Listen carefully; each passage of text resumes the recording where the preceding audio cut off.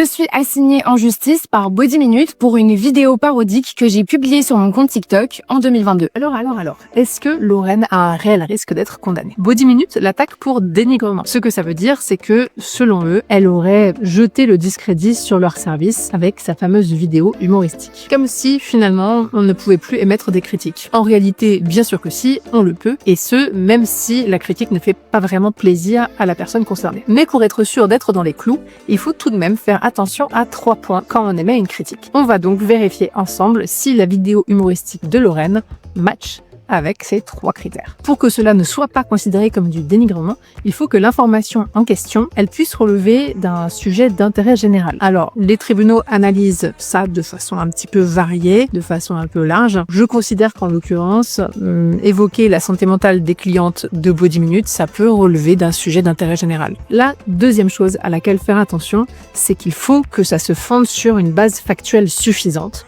Ça, c'est le terme juridique pour dire que l'information ne doit pas sortir de nulle part, qu'elle doit être vérifiée, etc. Là, en l'occurrence, il s'agit de l'expérience personnelle de Lorraine. Elle relate son propre vécu, finalement, puisque sa vidéo, c'est un condensé d'expériences qu'elle a eu à Body Minute, qu'elle a mis en scène sous forme de sketch, etc. Donc, théoriquement, ce critère est censé être rempli aussi. Et le troisième point auquel faire attention pour éviter les risques de dénigrement, c'est de parler de façon raisonnable. Donc, avec des propos mesurés et d'éviter tout ce qui est termes violents, excessifs, etc. Là, en l'occurrence, Lorraine a été très mesurée. En plus, justement, elle a fait preuve d'humour, elle a fait de la mise en scène, elle a fait des sketchs. Donc, elle a même pas parlé de Body Minute de façon frontale. Donc, évidemment que les propos sont mesurés. Ce troisième critère, il est rempli. Et encore plus, puisque il s'agit d'humour et que, s'agissant d'humour, vraiment, c'est reçu d'une façon assez large par les tribunaux. D'après tout ça, selon moi, Lorraine ne devrait pas, théoriquement, être condamnée. Mais aucune certitude absolue n'est permise. Il y a toujours un aléa judiciaire.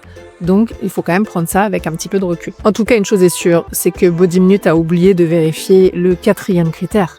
C'est-à-dire, est-ce qu'il y a un risque d'effet stressant? Bien sûr que oui. Et il était énorme ici. Quand elle a annoncé être attaquée par Body Minute en décembre, sa vidéo de 2022, donc la fameuse que Body Minute veut faire disparaître, elle avait 14 000 likes. Désormais, elle en a plus de 66 000. Et c'était évident en fait. C'était évident que ça allait se passer comme ça. Mais il faut être juste et donc préciser que tout ça, c'est pas uniquement l'effet stressant provoqué par l'action judiciaire, mais aussi les effets des récentes vidéos de Body Minute qui alimentent elles-mêmes toute cette polémique et qui visiblement est complètement en roue libre. Tellement en roue libre que finalement, la question qu'on aurait pu se poser aussi, c'est est-ce que Body Minute eux-mêmes risquent une condamnation?